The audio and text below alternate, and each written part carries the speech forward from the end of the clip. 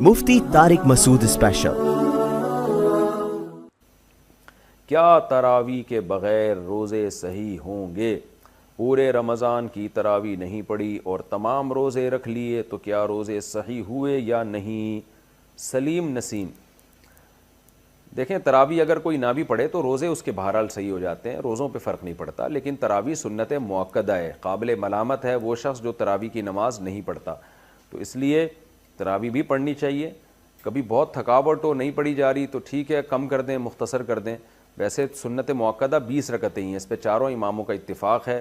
حضرت عمر رضی اللہ تعالی عنہ سے 20 رکعتیں ثابت ہیں، اور شروع میں اسلاف میں ہمیں 16 رکعتیں بھی ملتی ہیں، 20 سے زیادہ بھی ملتی ہیں، لیکن بعد میں جب تحقیق ہوتی چلی گئی تو چاروں امام اس پر متفق ہو گئے کہ کم سے کم تراویح کی رکعتیں 20 ہیں۔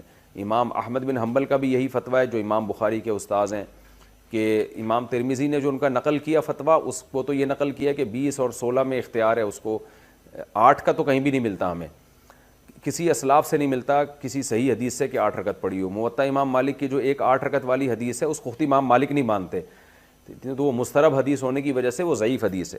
تو موطا امام مالک میں بھی 20 رکعتوں کا تذکرہ ہے، اور بھی ہمیں بہت ساری روایات میں زیادہ تر میں 20 رکعتوں کا تذکرہ ہی ملتا ہے، اس لیے امت کا اس پر اجماع ہو چکا ہے کہ 20 رکعتیں۔ یہ اجماع ہونے کے بعد پھر اختلاف پیدا کیا ہے 20 سے کم، بعض لوگوں نے فتویٰ دیا کہ 20 سے کم۔